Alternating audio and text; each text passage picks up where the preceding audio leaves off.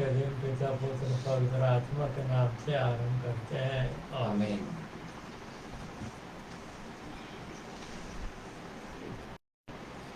मसीह की संग्रह से गीत नंबर 6 को गाएंगे।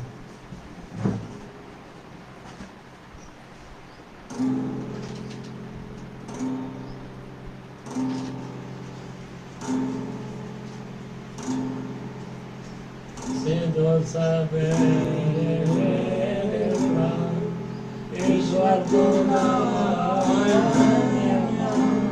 राधि हुआ बिहान प्रभु की दया है प्रभु तुझे सराहता और तेरी स्तुतियाँ तेरा कर संजान बिहान तुम्हें न बात के कमान अनगाही मैं और रश्मि से मुझे मिलाया तेरा स्नेह हे प्रभु आस दुर्लभ है और मेरी रक्षा है समर्पण तुझे बड़ा और किसन जाने से बचा परीक्षा में होगी मेरी डाल और बातों को चढ़ा हे पिता की प्रेमा दिन भर तू सुनी मेरे रब्र में जो मेरे पास परमात्मा मोद में करने वास।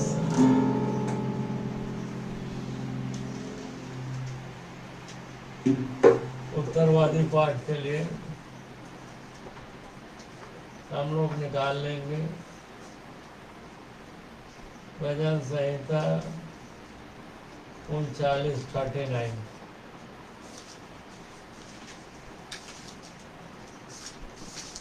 1 से 13 तक है।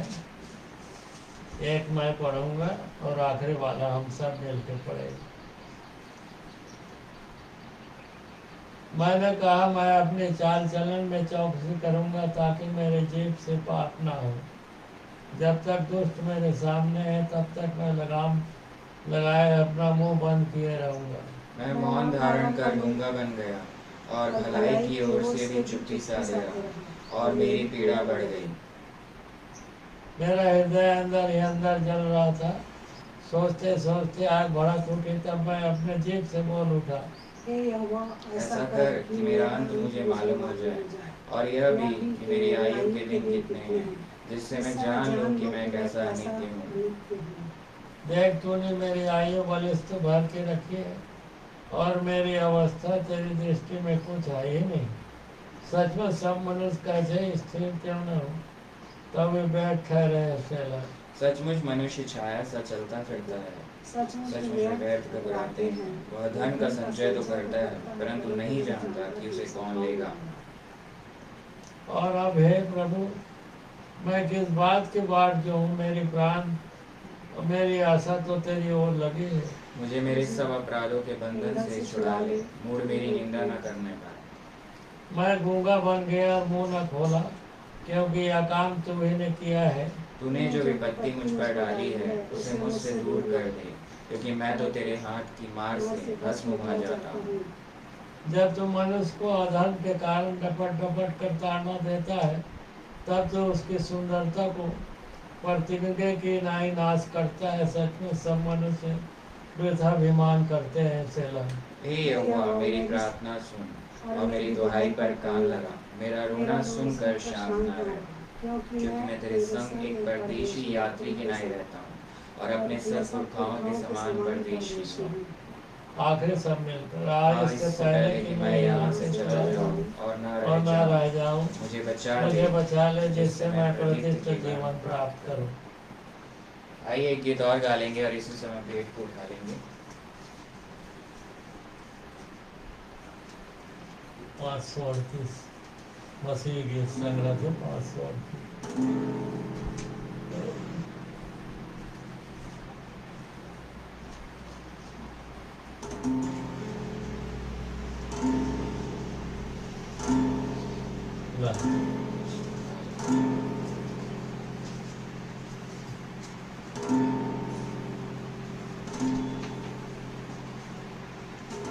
मसीह गीत संग्रह से 538 गीत नंबर गाएंगे, पहला, पांचवा, छठवा। ये तो पास में जाऊंगा ज्योति में उसके साथ मैं चलूंगा उसके ज्योति में। चलेंगे हम ज्योति में चलेंगे हम ज्योति में साथ उसके ज्योति में। जब वो मरने का समय ज्योति में मुझे होगा कुछ ना भय उसकी ज्योति में। चलेंगे हम ज्योति में चलेंगे हम ज्योति में साथ उसकी ज्योति में। सब पर जब मैं जाऊंगा ज्योति में लेके आनंद पाऊंगा सदा उसकी ज्योति में। चलेंगे हम ज्योति में चलेंगे हम ज्योति में साथ उसकी ज्योति में। आइए हम इस दान के लिए, इस भेंट के लिए प्रार्थना में जाएंगे और सिस्टर निर्मला इस दान और भेंट के लिए और वचन के लिए प्रार्थना करेंगे। सारे जहाँ का मालिक, सारे आशीषों के देने वाले, दयालु अनुग्रहकारी, विलम्ब से क्रोध करने वाले, पवित्र पवित्र पवित्र सेनाओं के हुआ स्वर्ग और पृथ्वी का अधिकारी, मेरे सारे कृष्ण को देने वाले, चंगा करने वाले, रक्षा करने वाले, सहायता करने वाले, शांति देने वाले, हे मेरे परमेश्वर पिता, यीशु मसीह के नाम से आपके पास आती हूँ और आपको धन्यवाद देती हूँ इस सुंदर दिन और सुंदर समय के लिए जो आपने दिखाया। मेरे कलीसिया के सारे भाई बहनों को बचा के रखा, अपने पंखी तलक छुपा के रखा और सबको विश्रामवार के दिन को दिखाया, प्रभु उसके लिए धन्यवाद देती हूँ। हमने कोई अच्छे काम नहीं किए पिता, आपकी तरफदारी के काबिल नहीं, परंतु आपकी बड़ी अनुग्रह दया कृपा है, जीते को जमीन पर जीवित रखा, हर प्रकार की खुशियाँ दिया है। प्रभु धन्यवाद देती हूँ पिताजी।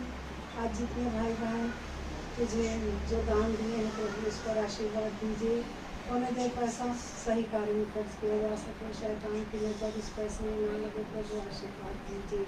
और तुझसे विनती और निवेदन है, आपके दास के द्वारा जो भी वचन बोला जाता है पिताजी उस पर आशीर्वाद दीजिए और आप उसकी अगुवाई कीजिए, और इसके द्वारा बोला गया वचन आपके द्वारा आपके अगुवाई में बोला जाए, प्रभु आशीर्वाद दीजिए पिताजी, सहायता में कीजिए। जो भी सुने 100 गुना फल लाए, प्रभु आशीर्वाद दीजिए, चाहे वो किसी भी माध्यम से हो, ऑनलाइन ऑफलाइन के माध्यम से भी, जो भी सुने पिताजी 100 गुना फल ला सके, आशीर्वाद दीजिए। इससे तेरे नाम की महिमा हो, यीशु मसीह के नाम से हम तुलसी में ग्रहण कर आमीन।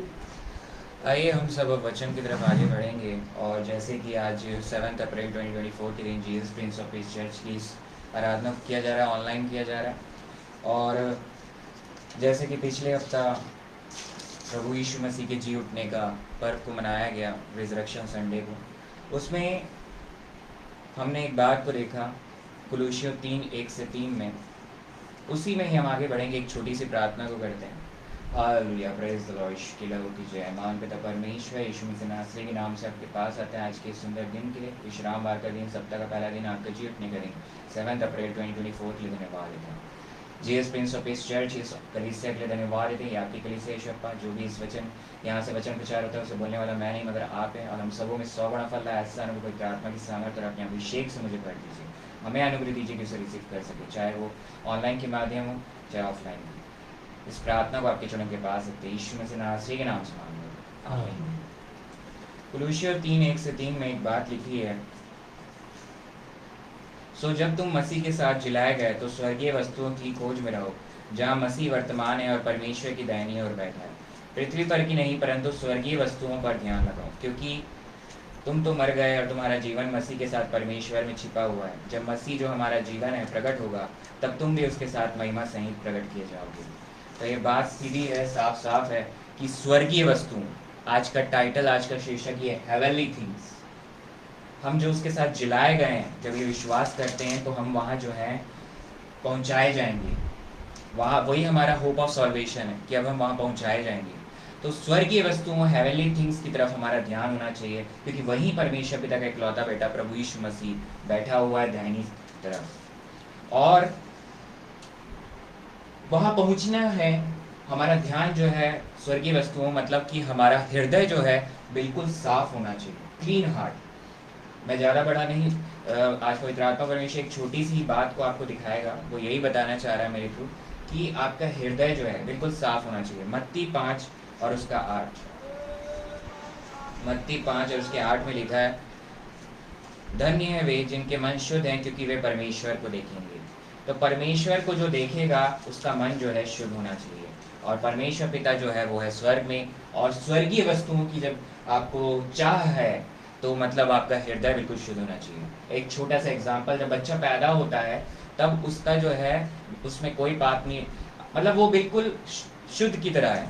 हालांकि घर में ही उसको एक कहा गया भजन संहिता के अनुसार, तो वो तो ऐसा है कि आपको जो है मतलब पाप से ही उसका है जब बॉन्ड भी हो रहा है, मगर उसको सही और गलत की पहचान नहीं है। एक तरह से देखा जाए तो वो बिल्कुल क्लीन है, उसका दिल बिल्कुल मतलब साफ है, उसको ये नहीं पता सही गलत क्या है। मगर वही केस जो है यहाँ जो लिखा है, धन्य वे जिनके मन शुद्ध होना चाहिए। तो जो व्यक्ति न्यू बॉर्न होता है, रीबर्थ होता है, जो बच्चा पैदा हुआ है उस केस में नहीं, वो तो अभी बॉर्न हुआ है, मगर उसका मन जो है शुद्ध है, उसको सही गलत की परख नहीं है। ये भले बोल सकते हो आप सही गलत की परख नहीं है, मगर उसके मन में जब वो बड़ा होगा तो धीरे धीरे वो सारी जिस इन्वायरमेंट में वो आएगा। मगर न्यू बॉर्न व्यक्ति को ये पता होता है कि प्रभु यीशु मसीह में सही कौन है और गलत कौन है। 10 आज्ञा उसके हृदय में लिखी गई है। तो न्यू बॉर्न व्यक्ति का मन जो है शुद्ध होता है, और उस वही जो है, इसीलिए कहा कुलुसियों में कि वो जिलाए गए हैं, उसके साथ तुम भी जिलाए गए। जो विश्वास करता है वो नया जन्म ले लेता है, और उसका मन अब शुद्ध है, और उसकी निगाह जो है नए यरूशलेम की तरफ होनी चाहिए। अगर अब इसी में हम प्रकाशित वाक्य 21 और उसका 1 और 2 पद को पढ़ेंगे तो क्या लिखा, फिर मैंने नए आकाश और नई पृथ्वी को देखा, क्योंकि पहला आकाश और पहली पृथ्वी जाती रही थी और समुद्र भी ना रहा। फिर मैंने पवित्र नगर, ध्यान से सुनिएगा, प्रकाशित वाक्य रेवलेशन चैप्टर 21 वर्स 2, फिर मैंने पवित्र नगर नए यरूशलेम को स्वर्ग पर से परमेश्वर के पास से उतरते देखा, और वह उस दुल्हन के समान थी जो अपने पति के लिए श्रृंगार की हो। तो ये जो नया यरूशलेम है उसी में हमको जो है प्रवेश करना है, यही हमारा होप ऑफ सॉल्वेशन है। सब कुछ वहाँ नया होगा। और आगे आप पढ़ेंगे तो ये स्वर्ग के परमेश्वर की तरफ से आ रहा है, मतलब जहाँ परमेश्वर पिता रहता है वहाँ से नीचे उतारा जा रहा है। नया आकाश, नई पृथ्वी और नया यरूशलेम में सब लोग रहेंगे। हमारा निगाह वहाँ होना चाहिए, हेवनली थिंग्स पर। स्वर्गीय वस्तु जो है उसका एक एग्जाम्पल है नया यरूशलेम। नया यरूशलेम वो जगह है, स्वर्गीय जगह है, जहाँ परमेश्वर पिता रहता है, और उसको आपको देखना है तो आपका मन जो है शुद्ध होना चाहिए, जो मत्ती 5:8 में हमने पढ़ा। तो हमारी निगाह जो है, जब हम जिलाए गए हैं, इस पर विश्वास है, नया बॉर्न ले लिए, नया जन्म ले लिए, न्यू बॉर्न रिबर्थ हो गया, तो then our eyes should be above the heavenly things, that is on the heavenly things where Jesus sits, मतलब जहाँ प्रभु यीशु मसीह है। और वहाँ मतलब नया यरूशलेम जो है उसमें, और नया यरूशलेम में एक अंतिम में यही बोलूँगा, नए यरूशलेम में जो है वही व्यक्ति प्रवेश करता है जो जिसका मन शुद्ध है। और शुद्ध जो इंग्लिश में कैथरोस का वर्ड आया है, कैथरोस मतलब clean heart, pure heart. Pure मतलब ग्रीक में कैथरोस, क्योंकि न्यू टेस्टामेंट ग्रीक में लिखा गया है, तो प्योर वर्ड जो आया है वहाँ पर मत्ती 5:8 में कैथरोस करके लिखा गया। तो उसका हार्ट क्लीन रहना चाहिए, और वो जो समय है वो बॉर्न अगेन का समय है, न्यू बर्थ का समय। तो आज पवित्र आत्मा परमेश्वर आपसे बात कर रहा है, जो विश्वास नहीं किया उनको विश्वास करके नया जन्म को लेना है, और वचन सुनते रहना है, तब आत्मा से भी आपका जो है जन्म होगा, स्पिरिट से। तो नया जन्म टोटल कहलाता है यूहन्ना 3 के अनुसार। तो मगर आपको जो है, जो नहीं लिए हैं और जो विश्वास करें, उसका निगाह जो है स्वर्गीय वस्तु की तरफ होना चाहिए, जो कि हेवनली थिंग्स है। अब इस हेवनली थिंग्स में एक इसी प्रकाशित वाक्य 21 के 8 में कौन नहीं जा सकता है। अगर आप देखेंगे प्रकाशित वाक्य 21 के 8वें पद को, पर डरपोकों और अविश्वासियों और घिनौनों और हत्यारों और व्यभिचारियों और टोनों और मूर्ति पूजकों और सब झूठों का भाग उस झील में मिलेगा जो आग और गंधक से जलती रहती है, यह दूसरी मृत्यु है। तो आग और गंधक में ये लोग जाएंगे। अब मैं 3 एग्जाम्पल देता हूँ तो जैसे कि अगर एक छोटे से केक के बाइट के लिए आपको अगर ललक है, नए यरूशलेम की जगह आपको नए यरूशलेम की तरफ निगाह नहीं है और छोटा सा एक केक का बाइट मिल जाए मुझे, मतलब आपके हृदय में लालच है, आप बाहर हो जाएंगे, जैसे अभी हमने पढ़ा। फिर अगर एक एग्जाम्पल देखेंगे हम, अगर कोई पति पत्नी है और अपने स्पाउस से, अपने पति या पत्नी से धोखा दे रहे हैं, तो और वो लोग नए यरूशलेम में नहीं जा सकते, तो ये आपने व्यभिचार किया, फिर आज्ञा का उल्लंघन हुआ। तो अब तीसरा अगर आप देखेंगे, किसी को पैसे की ललक है, मतलब पैसा कमाना ठीक है, मगर पैसा कमाना उसके लिए ही सबसे इंपॉर्टेंट है, लव ऑफ मनी, मतलब it is greater than love of God, मतलब परमेश्वर के प्रेम से बड़ा अगर वो है, तो आपको फिर आप जो है प्रवेश नहीं कर सकते नए यरूशलेम में। आपका बॉर्न अगेन भी नहीं हुआ, आप ये समझ लीजिए, आपका बॉर्न अगेन भी नहीं हुआ है, जिसको इसकी लालच है। और अगर वो गिर जाता है, कई बार बॉर्न अगेन होने के बाद भी हमको लालच, हम गिरते हैं, उस कंडीशन की बात नहीं है। हम अगर आपके लिए अगर परमेश्वर का प्रेम से बड़ा अगर पैसे का प्रेम है, तो आप प्रवेश नहीं कर सकते। वो व्यक्ति बॉर्न अगेन ही नहीं हुआ है, उसके उसमें ही नहीं दिखता प्रभु यीशु मसीह। तो क्योंकि आखिरी में यही बोलूंगा, नए यरूशलेम का करेंसी ही प्रेम है, और क्योंकि परमेश्वर प्रेम है, नए यरूशलेम की मुद्रा ही प्रेम है, तो आप में, हम में एक दूसरे से प्रेम होना बहुत जरूरी है। तो इसीलिए आपको परमेश्वर का प्रेम होना, जो उसने एक लौते बेटे को यहाँ देकर क्रूस पे चढ़ाया, वो पहले हमसे प्रेम किया, तो अब हम उसको देखकर उससे प्रेम कर सकते हैं। और ये आप तभी कर सकते हो जब आपका बॉर्न अगेन हुआ है और गॉड द होली स्पिरिट आपके अंदर है, तब वो आपको गाइड करता है, लालच नहीं करने के लिए, व्यभिचार नहीं करने के लिए। वो जिस डायरेक्शन में आपको गाइड करता है, आपको उसको सुनना, आप सुनते हैं, आप बॉर्न अगेन, अब उसको आपको इम्प्लीमेंट करना है, क्योंकि आपकी निगाहें जो है स्वर्गीय वस्तुओं की ओर है, हेवनली थिंग्स की ओर है। और वो हेवनली थिंग्स, जैसे हमने देखा नया यरूशलेम में, जब आपकी निगाह वहां पर है, तो आप जो है, जो पवित्र आत्मा परमेश्वर बोल रहा है वो आप कर रहे हैं।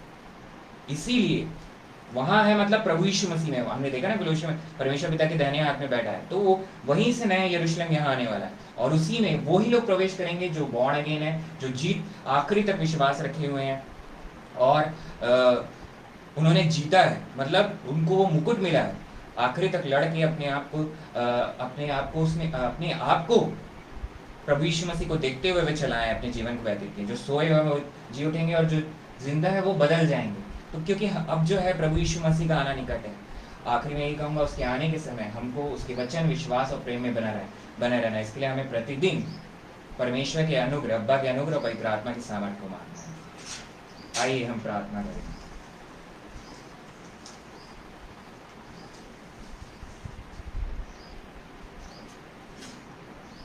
Hallelujah, hallelujah, praise the Lord, praise the Lord. यीशु की लहू की जय, यीशु की लहू की जय, यीशु मसीह की लहू की जय। Hallelujah, thank you Jesus. Hallelujah, praise the Lord, यीशु की लहू की जय। मान पिता परमेश्वर, यीशु मसीह नासरी के नाम से आपके पास आकर आपको धन्यवाद देते हैं परमेश्वर, आज के इस सुंदर समय के लिए मेरे खुदा। विश्रामवार का दिन, सप्ताह का पहला दिन, आपकी जीवनी का दिन, 7 अप्रैल 2024 के लिए आपको यीशु के नाम से धन्यवाद देते हैं। परमेश्वर आपके अनुग्रह के लिए धन्यवाद देते हैं। जो वचन कभी यहाँ से बोया गया, हम सबों के मेरे द्वारा आपने बोया, मेरे खुदा उसे बोने वाले आप ईश्वर, हम सबों में 100 गुना फल लाया। विश्वास करते हैं स्वर्गीय वस्तुओं की ओर हमारी निगाहें होनी चाहिए मेरे खुदा, यीशु के नाम से। उस हेवनली थिंग्स में एक हेवनली थिंग है मेरे खुदा, हेवनली प्लेस है न्यू जेरूशलेम, जो यहाँ पर आएगा मेरे खुदा, जिसमें वही लोग प्रवेश कर सकते हैं जिनकी निगाहें स्वर्गीय वस्तुओं की ओर है। और प्रार्थना करते हैं ईश्वर, हमारी निगाहें आप पर हैं, विश्वास करते हैं मेरे खुदा, और पवित्र आत्मा परमेश्वर जैसे हमें गाइड करता है, वैसा हम गाइड कर सके, वैसे हम गाइड हो सके और वैसे चल सके। ऐसा अनुग्रह पवित्र आत्मा की सामर्थ्य हमें दीजिए, मुझे दीजिए मेरे खुदा, इस कलीसिया को, Jesus Prince of peace church को दीजिए। विश्वास करते हैं हम सबों में 100 गुना फल आए, और जिनकी जो भी तकलीफ़ें हैं, चाहे डायबिटीज़ हो, चाहे यूरिन की तकलीफ़ें हो, चाहे हार्ट में पत्थर जमा हो, चाहे ब्रेन में ट्यूमर हो, चाहे सर्जिकल ऑपरेशन होने वाला हो, चाहे जो भी तकलीफ़ें हैं, फाइनेंशियल तकलीफ़ें, आज यीशु के नाम में वो समाप्त हो गई, इसकी घोषणा करते हैं मेरे खुदा। आपके अनुग्रह के लिए धन्यवाद देते हैं मेरे खुदा। इस प्रार्थना को आपके चरणों के पास रखते हैं। आपका आना निकट है। मैं और मेरा पूरा परिवार, ये Jesus Prince of peace church की कलीसिया, और जितने भी ऑनलाइन के माध्यम से जुड़े हैं, हम सब विश्वासी आपके आने तक आपके वचन, विश्वास और प्रेम में बने रहे। ऐसा अनुग्रह पवित्र आत्मा की सामर्थ्य हमें दीजिए, मुझे दीजिए। इस प्रार्थना को आपके चरणों के पास रखते परमेश्वर पिता जी, यीशु मसीह नासरी के नाम से मांग लेते हैं, आमीन। आइए अब हम प्रभु भोज की विधि में आगे बढ़ेंगे, और जिसके पास वाइन नहीं है, सिंपल वाटर लेकर फ्रेश ग्रेप्स को वॉश करके स्क्वीज कर सकते हैं, या सिंपल वाटर, फ्रेश वाटर ले सकता है, और हो फ्रेश प्रिपेयर्ड ब्रेड, आज बनी हुई ताज़ा रोटी को इस्तेमाल कर सकता हूँ।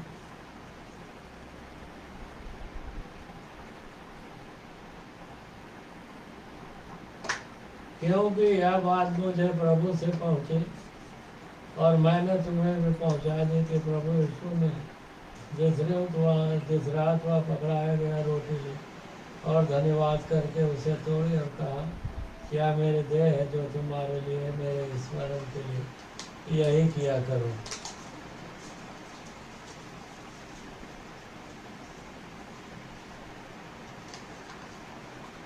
दयालु बाबा ने इस रोटी के लिए धन्यवाद देते हैं। प्रतीकात्मक रूप से हमारे मन यीशु मसीह की देह है, उसका मांस है, सो इसे आशीर्वाद दीजिए और कि इसे खाएं, ताकत पाए और प्रभु यीशु मसीह के समान हमारा स्वभाव हो जाए और हम तो यीशु मसीह के नाम की गवाही देते रहें पिताजी। और फिर उनके और आप आत्माओं को उनके चरणों में ले आ सके पिताजी, ताकि उनके द्वारा वापस वाणी आपको ग्रहण हो सके। यीशु मसीह के नाम से प्रार्थना मांगता हूँ, आमीन।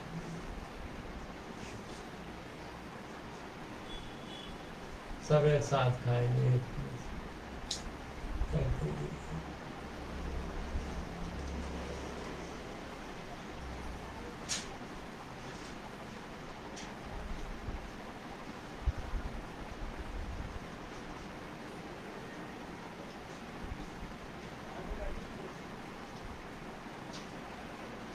इसी रीति से उसने ब्याही के पीछे कटोरा भी लिया और कहा, यह कटोरा मेरे लहू में नई वाचा है, जब कभी पियो तो मेरे स्मरण के लिए यही किया करो। क्योंकि जब कभी तुम यह रोटी खाते और इस कटोरे में से पीते हो तो प्रभु की मृत्यु को जब तक वह नया प्रचार करते हैं। दयालु मुक्तिदाता यीशु मसीह प्रभु दाखरस के लिए धन्यवाद देते। आपने दया करके दिए पिताजी बिहारी के पीछे इस कटोरे को और इस दाखरस को दिए। प्रतीकात्मक रूप से आपका लहू है, इसे आशीर्वाद दीजिए और दया कीजिए कि इसे पिए, ताकत पाए और प्रभु जी आपके नाम की गवाही देते रहें जब तक आप ना आए, या जब तक हम जीवित हैं आपके नाम की गवाही को देते रहें और आत्माओं को रबा आपके चरणों में ला सके, ताकि आपके द्वारा पिता को ग्रहण हो जाए। और रबा बड़ी दया कीजिए, आपके मीठे पवित्र जीवित जलाली नाम से रबा ये प्रार्थना मांगता हूँ, आमीन।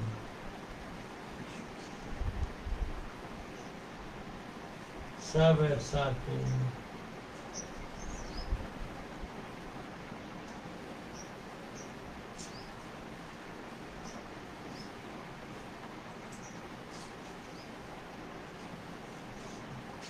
प्रार्थना करेंगे। दयाल बाप आसमानी से नाव के यहोवा परमेश्वर पिताजी, आज के आराधना के लिए लाखों लाख करोबार धन्यवाद देते हैं। आपने बड़ी आशीर्वाद दिए आराधना में सहभागिता प्राप्त करने का और आपके जीवित वचन को भी सुनने का सौभाग्यता दिए, सौभाग्य दिए। मैं हृदय से धन्यवाद देता हूँ और हमारे मुझे यीशु मसीह की प्यारी में भी सहभागिता प्राप्त करने का सौभाग्य दिए। सबके लिए धन्यवाद देता पिताजी और विनती करता हूँ बड़े आशीर्वाद दीजिए, अपन दया कीजिए पिताजी कि सदा आपके वचन में बने रहे और आपके एकलौते बेटे यीशु मसीह के नाम की गवाही को देते रहे और आत्माओं को पिताजी आपके पवित्र चरणों में ले आ सके।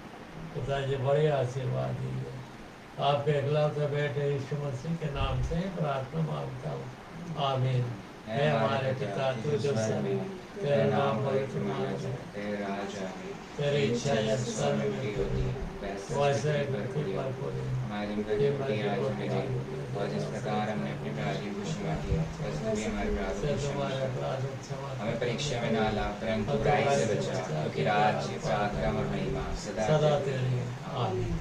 आइए एक सॉल्वेशन प्रेयर को करेंगे। जिन लोगों ने विश्वास नहीं किया उसके लिए अवसर है, इसे बोलकर वो परमेश्वर के बच्चे के रूप में बन सकते हैं और इस ब्यारी में सम्मिलित हो सकते हैं। मैं विश्वास करता हूँ कि प्रभु यीशु मसीह परमेश्वर पिता का इकलौता बेटा है। उसने मेरे हर एक अपराधों, हर एक पापों को अपने ऊपर ले लिया और मारा गया, गाड़ा गया, तीसरे दिन मृतकों में से जी उठा और परमेश्वर पिता के दाहिने हाथ में बैठा है। वहाँ से वो फिर आने वाला है मेरे लिए, हमारे लिए, मेरे खुदा। मैं विश्वास करता हूँ और विश्वास करता हूँ कि परमेश्वर पिता का अनुग्रह, अब्बा का अनुग्रह ही प्रभु यीशु मसीह, यीशु के नाम में आमीन। जिन्होंने इस सॉल्वेशन प्रेयर को बोला है वो परमेश्वर पिता के बच्चे हैं और वो प्रभु भोज में सम्मिलित हो सकते हैं। आइए अब हम जो है आखिरी बेनेडिक्शन ब्लेसिंग में जाएंगे।